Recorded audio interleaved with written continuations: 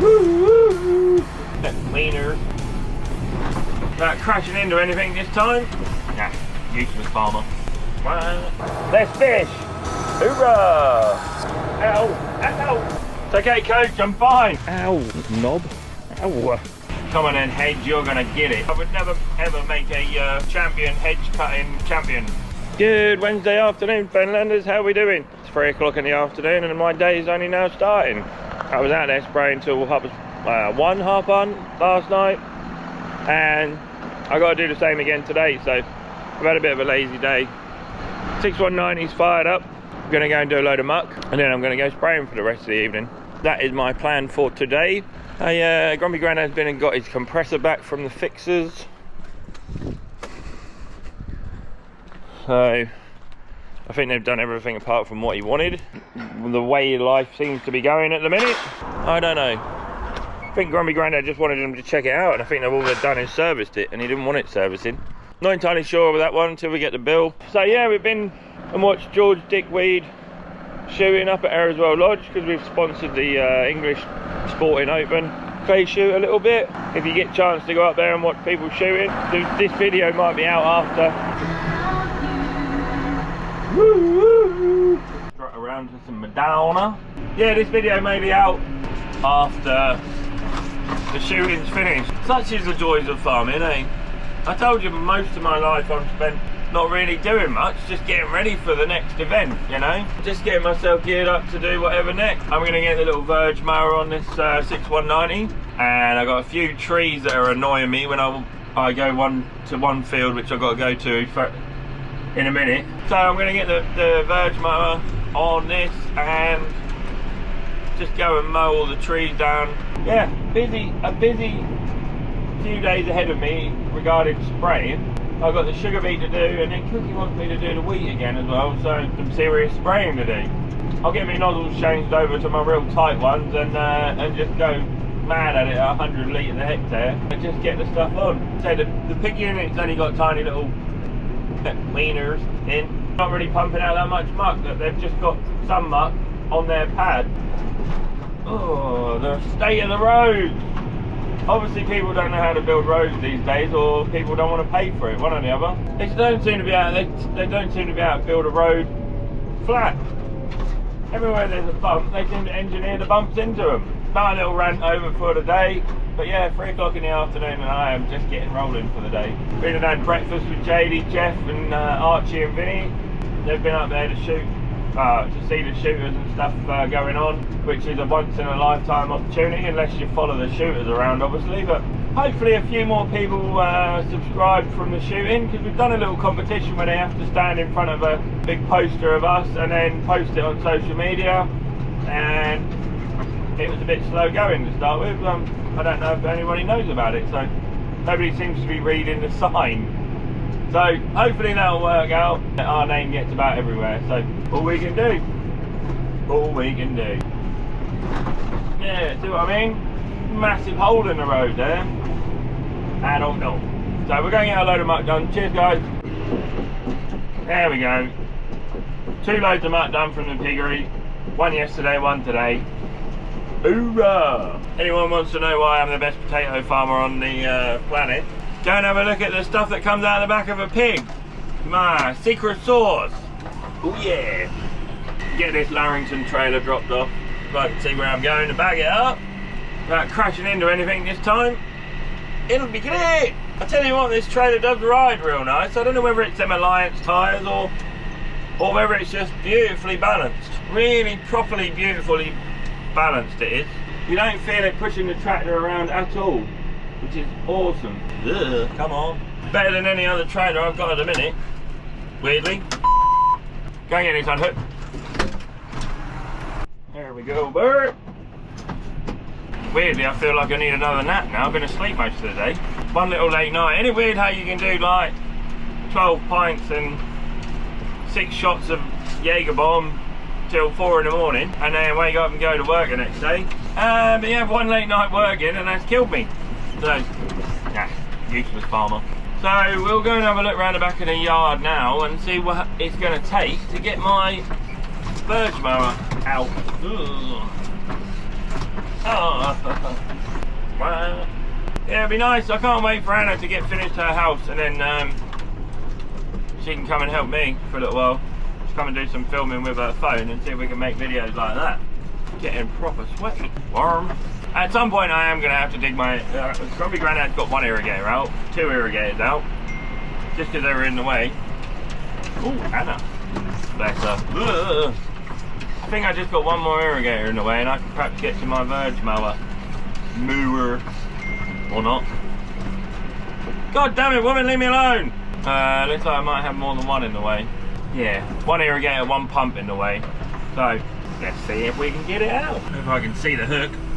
Oh, yeah. How many of you all get out and move all the weeds, or do you just go fishing? See how we get on. Let's fish! I think it's about there somewhere. Oh, no, that's close.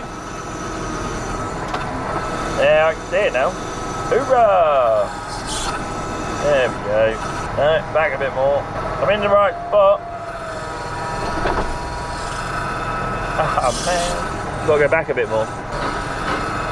Oh yeah, we got it. Ow! Ow! See if we can dig this puppy out. It's okay, coach, I'm fine. I'm not stung at all. Ah. I do have an irrigator and a pump set for sale, folks, if anyone's interested. They're there, look. I will get them out, get them running, use them once, and then I know they're all good. I know the irrigator pump uses a bit of oil. They all use a bit of oil, so sit there all year and don't do anything, and then have a load of work to do. So I think I've got one that doesn't use any oil. Ooh. Yeah, dig the pump set out of the way and put that in the same place. So I've only got 2 fields and I've got 4 irrigators. So go figure. I'll have 2 on this field out the side here running together, and I will take my long one to my other field and leave it over there. Just leave it there. Just bring the pump set home every time we finish. 2 seconds, let me drop this off. Pump my spool valve. Right, one thing out of the way. Got the old Hedge fence shuffle. It's gone proper hot and sweaty again. Weather don't know what it wants to do. I mean, I'm grateful that it's nice and still and I can get on spraying in a little while when it starts coming damp. But in a minute, flaming nuisance. Off we go again. Fishing time number 2. Oh. Try not to run into the other irrigator. I mean, the other irrigator I think works fine. It's just the ratchet doesn't hold in. So when it coils up and comes in, it unwinds itself as soon as it stops itself off.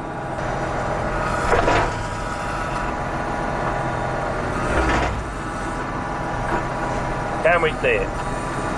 Oh yeah, we can see it. We got it, we got it, got it. Where is it?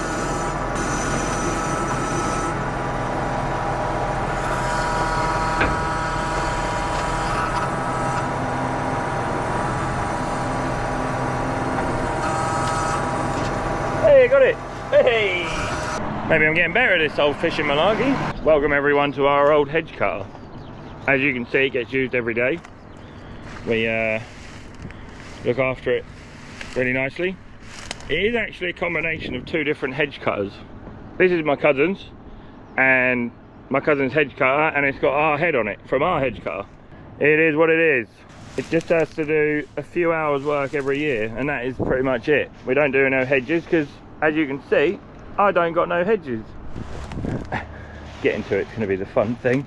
And then finding out, ow, knob, ow. Then finding the pin, oh, the pins are up there. That's awesome. Grumpy Grandad took the controller off it as well, so now it just runs on spool valves, so you need 3 spools to run it. So none of my small tractors have got 3 spool valves. Ow, you little prick. There we go. Alright.